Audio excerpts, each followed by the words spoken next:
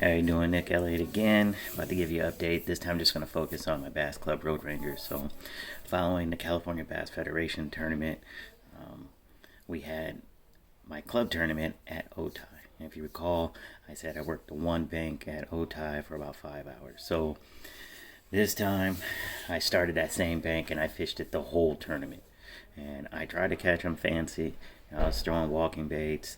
I threw a frog, threw a jerk bait. Just they didn't bite that. What they did bite was the drop shot, and I got quite a few bites, caught a lot of fish. Um, the key to me was where the pendulum started, meaning where the bait started to swing down um, to the bottom. I would throw to the toolies, and as soon as it would land next to the toolies, I would engage the reel and pull back probably like a foot, and then let it pendulum down. Once that, once I figured that out, my bites picked up. If I pulled the line too far, or I guess pulling it to deeper water and let it pendulum, I guess I missed where the fish were staging or cruising.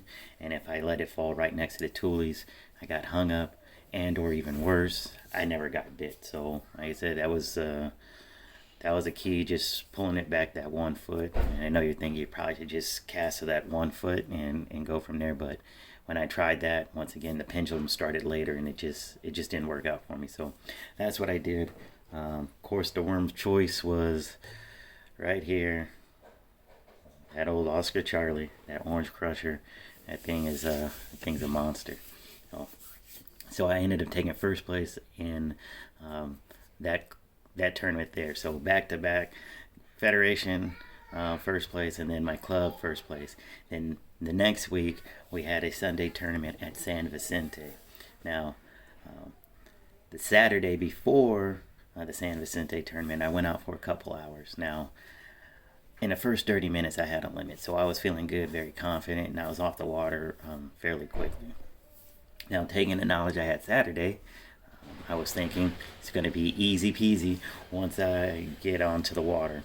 Well, things changed. The weather was a little bit different, and the fish just weren't reacting the same way they were that Saturday morning. So it was a grind. Did not show up with a limit. Only had 4 fish. In fact, my first fish came about 11 o'clock. So got it on a Necco rig right here, Green Pumpkin Party. And I had to cast out ahead of the boat, which is what I was doing the Saturday during my pre-fish, but I really just kept doing that and had that one taker at 11, and then like clockwork, or as my weather app said, there was going to be rain clouds and weather showing up around noon, and it did. And I ended up picking up another fish, casting out ahead of the boat, so that had me about 2 at about noon.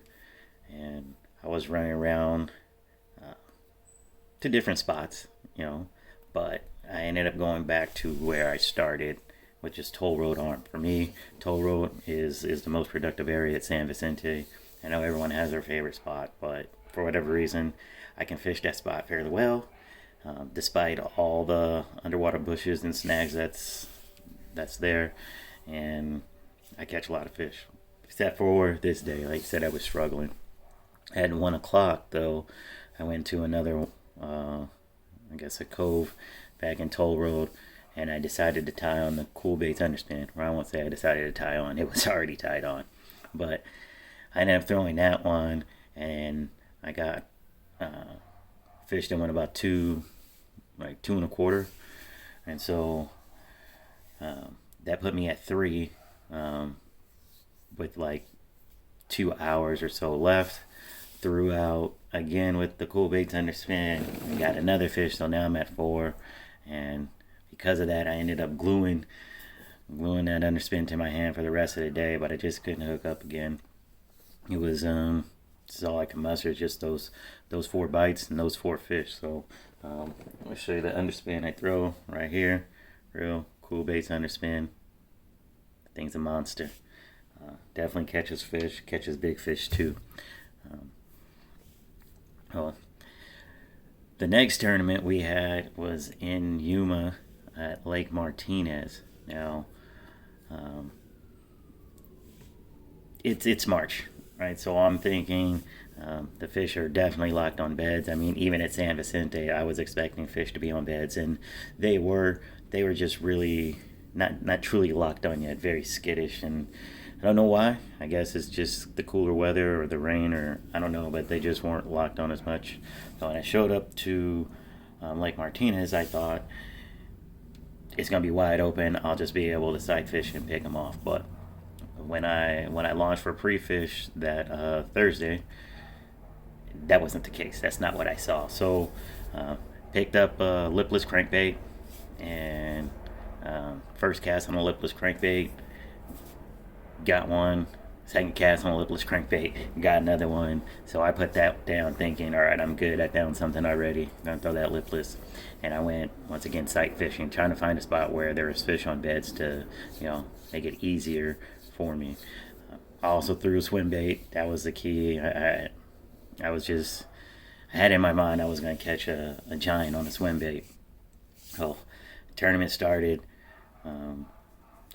Shout out to travel partner, or I guess my roommate for the Martinez tournament. He had said that he had caught some fish on the Cool Baits Underspin. So don't threaten me with a good time. I had that, especially on the deck when I started the tournament. So Friday morning, got out there thinking lipless and then Cool Baits.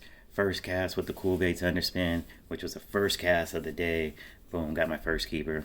It's nothing big, just 13 inches. And so I commenced to throwing the Cool Baits Underspin and kept throwing and kept throwing and kept throwing and kept throwing, kept throwing. 45 minutes later, I'm thinking I got the first fish blues, and I kept talking to myself, trying to reassure me, like, no, it's that's just superstition.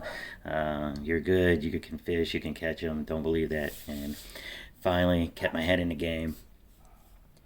Got another one on a Cool Baits Underspin.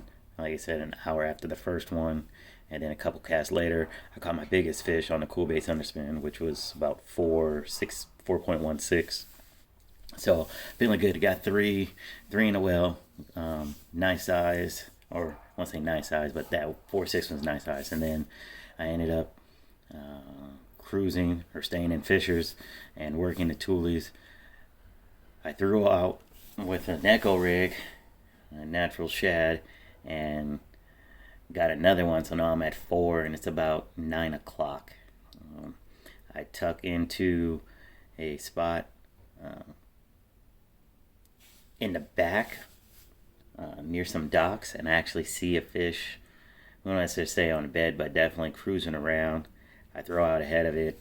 It takes the drop shot, which had that orange crusher on, and got him in the boat. So that was a 3-pounder. So now I'm sitting in the limit.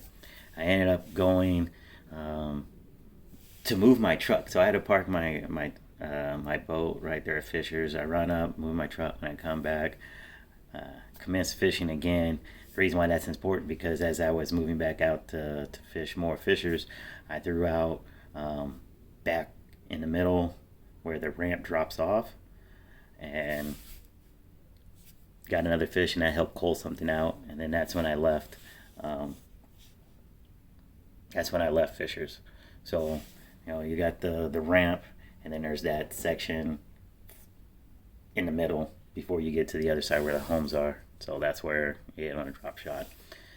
Started searching the rest of the lake and went back to Mears area and started throwing around the trees. I mean, they were coming out of the water. You could still see some underwater, but I was throwing an echo rig into those trees using